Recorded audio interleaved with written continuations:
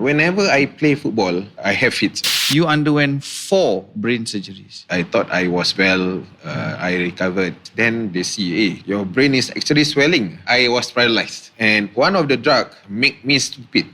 Macam I find it hard to describe and articulate thoughts. I do the econ paper I think 5 times. But you finally graduated after 8 years. I took the full candidature period. For someone who can't play football, you definitely did a business that is football related. That was a good year. Every month pergi UK, either pergi Liverpool or pergi Manchester. But I had spent some money on match tickets, 6 figures overnight, 4 figures. My bank account. But I say, okay, you can earn again and again. Betul. Again and again. But when the trust is lost, It's gone forever. yes, it's gone forever.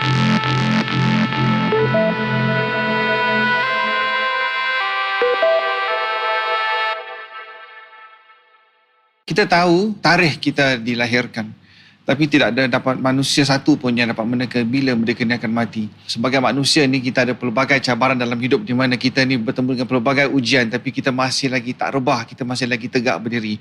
Dan salah seorang yang bersama dengan saya ialah seorang yang telah pun bertemu dengan tanda-tanda untuk pergi meninggalkan tempat ni.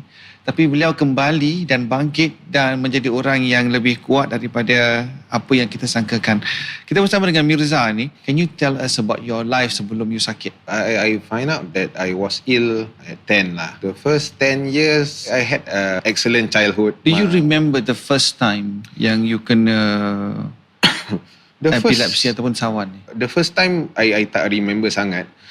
The second time was when in 1992 European Championship, Germany lawan Denmark lah. I planned to watch with my dad, uncle at Rawang, Selangor. Kita holiday. Walaupun umur kecil 9 tahun, 10 tahun. Yes. Then I tertidur. Then my dad woke me up lah. Apa pasal macam you want to ronta. But I remembered that I had a bad dream lah. Yeah. Okay. So that was when then I like to play football. Whenever I play football, I have fits. Oh, dia datang serang during that time. Yes, because this birth defect called AVM is hindering the oxygen from flowing. Oxygen from flowing properly, and that causes epilepsy. Since the age of 10, I makan ubat je. Yeah. So how frequent were the attacks? I have these attacks, main bola, I'm too active lah. Yeah. The first few years, the attacks were not As frequent.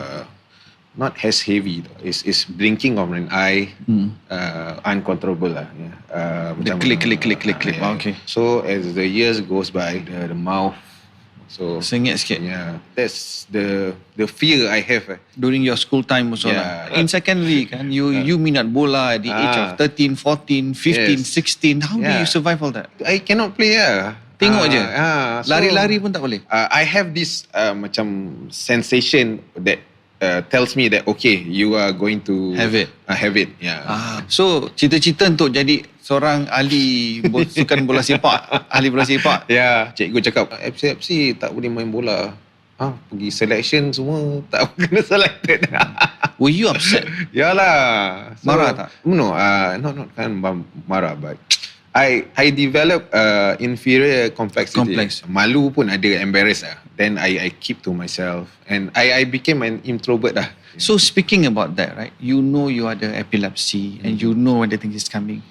Dulu time secondary ni kan, kita semua nak cari matai. Yeah. Do you stop yourself from getting one?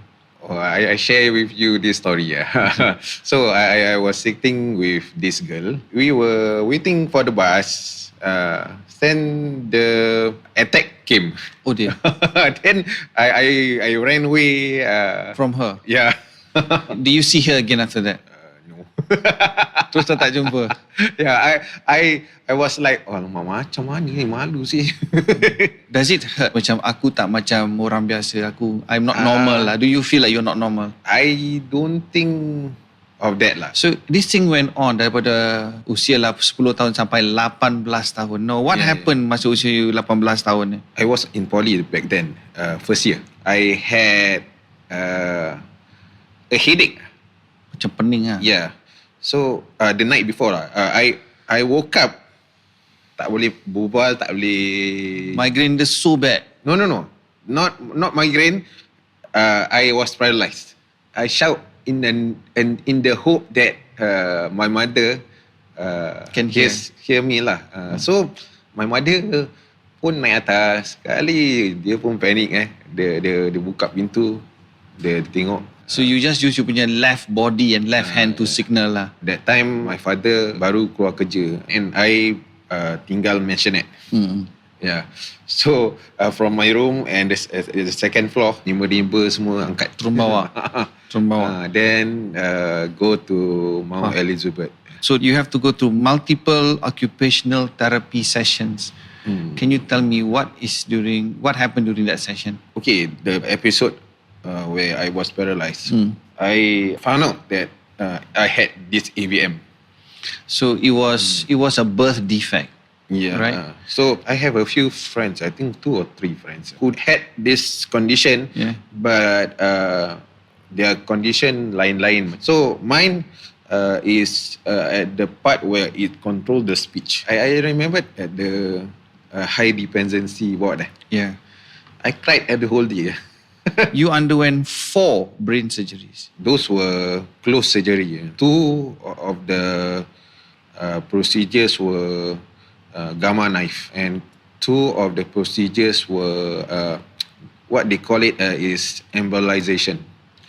So they inserted a fiber optic wire and through my groin. Yeah. Then the wire Just went through right to the brain. And jauhnya. They inserted a glue. A glue? Yeah. Why? To glue up the AVM. Then the gamma knife, I was awake. I had a helmet affixed to my Head. Head. So that was a painful process. They injected anesthetic on 4 corners of my head. Wait, when they put a helmet, the helmet is screwed to your head? Yes. So my head was numb. How long does it take for you to completely heal? How long does it take for you to move? Alhamdulillah, 5 weeks, I started walking really. That was intense physiotherapy. Does it affect you emotionally? My parents were a pushing factor lah. Yeah. For you to be better lah. Yeah. Have you ever thought that you would ever walk again like a normal person? The nurses and the doctors drill inside me lah, because I am a young person. Yeah. Do you had a relapse along the years? I thought I was well. I recovered. I got married, so I was living life normally. Okay. I had work.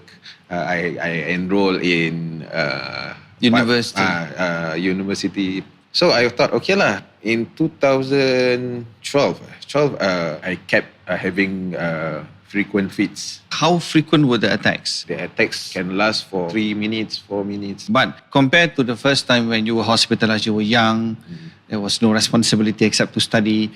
But then again, as you grow older, you got married, there's work, there's occupation, there's responsibility. Now, when you are down with so many attacks, does that affect work? Yeah, I was struggling at work. So I was a draftsman.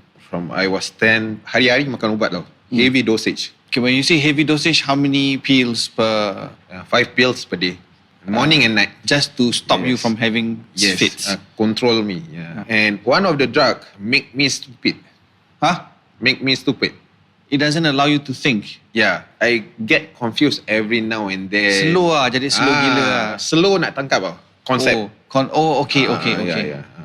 So concept macam I was a draft person, then I had to do some Excel work lah. So that's hard to piece it together because the bill of material has levels. Okay. So I cannot see So the drugs really make you slow. Yes, I did not know it. On one of the appointment with the doctor, she said that it makes you stupid, you know. But the doctor yang kasih you ubat mula-mula tu, dia tak bilang. Dia kasih je.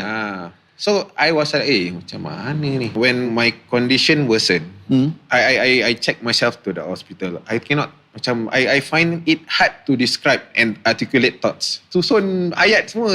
Dah tak boleh. Order coffee dekat teh tarik, kedai teh tarik pun boleh jadi gaduh. Because you tak boleh susun. And I cannot control the anger with me. Macam mana ni? When I check myself in the hospital, they send in for test, then they see, your brain is actually swelling. Bengkak. Yeah, so they give me steroids to tahan. Then I jumpa a neurosurgeon. Then he say, this one I got two options for you. Either you don't operate and live with it, or you operate and I can cure you. Is there a guarantee that you'll be cured? Dia cakap, yours is simple lah. Okay lah. Then I say okay. We go lah for the surgery. Yeah. So what was removed from your brain? Yeah, the AVM was removed. 50% coins. Oh, I see. But the aftermath of the surgery makes me paralyzed again. Oh goodness. So 2 kali.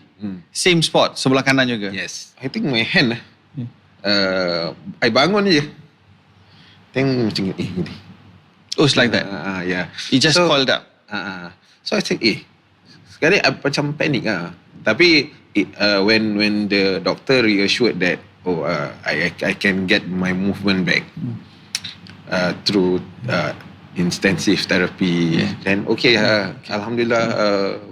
I think I took 2 weeks to be warded at Tan Tock Seng. Then I was transferred to Amokyo to rehab for 1 week. In that 1 week, I managed to walk. Seminggu je? Yeah. Oh, terror.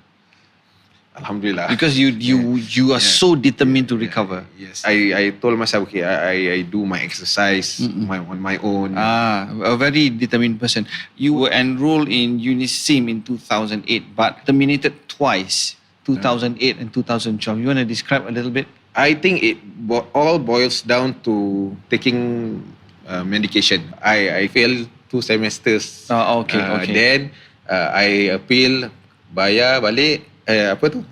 You just resume studies again? Yeah. Then I was terminated again. I think I do the econ paper 5 times. So it is not because you did not study, it's because the medication has caused a hindrance. But at the end of the day, right, you finally graduated after 8 years. Yeah. I took the full candidature period. No, I want to talk about, usually people, you said that you have inferiority complex when you were younger. And you went through operations, then you went through adulthood. Then you know you had epilepsy. And you know it's a condition from birth. Do you still have that inferiority complex when you were a grown man? Of course. Yeah. So how did marriage comes about? Tell me. We were having a date in like Royal Scots Carousel. So makan-makan show kan. Sekali kena attack . Oh really? Yeah. So did she run away? No. Like, are you okay? So she did not walk away from you. Yeah. How long after that you came back and met her again? Next week. Oh, cepat betul. She became my girlfriend already lah. Okay. So when it come to the proposal of marriage, was it a difficult one for you? Not really. I think she is. She don't care. Aren't you glad that someone actually sees you beyond that? Alhamdulillah. She's my rock. Yeah. She's my support. My parents as well. Yeah. My brothers. So Have you ever thought that ada orang yang dicipta untuk berikan you kasih sayang no matter what condition you have? Alhamdulillah, when I underwent my brain surgery yang the first one, she was there all the way, and yeah. This is the same girl who supported you when you wanted to do business. Yeah. Okay, tell me a little bit about your business, which is, I mean, for someone who can't play football, you definitely did a business that is football related, kan? So after the surgery, back in 2014, 2015, I went to Umrah, then doa lah, Allah, ya Allah, kau buatkanlah yang terbaik bagiku, and because I was sick of working as a draftsman. I was there for 9 years lah. It's not fulfilling enough lah. Pula tu, my father-in-law punya travel agency is looking for someone to employ. Oh, okay. So you came into that picture. So I offered myself, Mirza kerja dengan Abah, dengan Umi boleh tak? Then they were shocked lah. Pasal they say that they cannot pay much. But you're willing to take that jump. Because you just need a new adventure lah. Yes. So you worked with your in-laws for a while, then you also started Match Day Brew. How did that come about? Okay, before Match Day Brews happened, I started Match Day Affairs. Match Day Affairs. What is a Match Day Affairs? So Match Day Affairs is I basically bring people, Fans? Football fans? Yeah, football fans from Singapore to the UK to experience live matches in the flesh. So as someone who's experienced in travel agency, you actually arrange for all that. Yeah, so I started out in 2017 under Queen's Travel. Then I say, I think I'm ready to form my own company lah. Okay. So in 2019, August, I registered my company. That was a good year for me. 2019, I dapat tahu that my wife is pregnant after waiting for 10 years. Then in August until May 2020, I have scheduled departures. Okay. Yeah, so every month I am flying off. Every month pergi London? Every month pergi UK, either pergi Liverpool or pergi Manchester. When COVID happened, So when everything locked down, so what happened to your business? So April 2020 dengan May 2020, I have 50 customers that are going to be scheduled to go, but they can't go because of COVID. Yes, so I return the money. Rugi lah. 200k, almost 200k. Yeah. But you are honest enough to return. My wife's advice, in-laws, make sure that you are responsible for your service rendered. So if the service is not rendered, then nama rosak. Yeah. So I was lucky that I did not spend. I'm glad you did not spend. But I had spent some money on I think $30,000 in match tickets. Are those refundable? It's refundable later on. I think 6 or 7 months down the road. But meanwhile, you actually dulukan duit sendiri. Yeah. I advance your own money. Yeah. So from 6 figures overnight, 4 figures that my bank account. Oh, pedih tak? Pedih lah. Yeah. But I say okay. Tak apa, Mirza, duit hilang or duit kena basi balik ke is you can earn again and again. Betul. But when the trust is lost, it's gone forever. Yes, it's gone forever. So that's my core value lah. Yeah. So you see, you have gone so far from the age of 10 until what you are now, being able to have someone to embrace you into marriage and to have your child. And now I got to. and to have your children actually. Do you think that you are very blessed by the Almighty. Yes, Alhamdulillah, I'm extremely blessed to have my wife support me, my parents, so jaga anak. My hope is for my business to pick up again. It's only appropriate for me to say, tak semua manusia tu menjadi manusia yang terpelihara di bawah lindungan Tuhan. And I believe I'm seeing one, or I'm looking at one.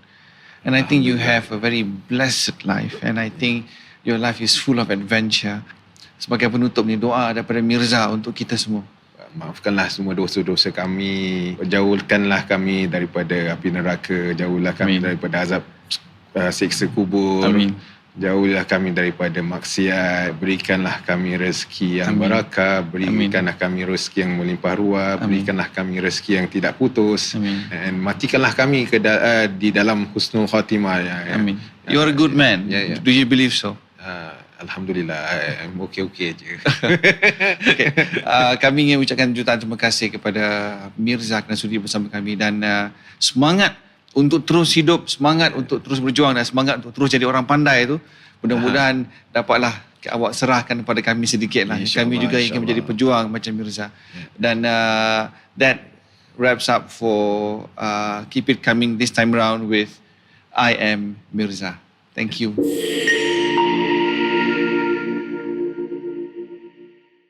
If you enjoy our content, please remember to like, subscribe, and turn on the bell for notifications.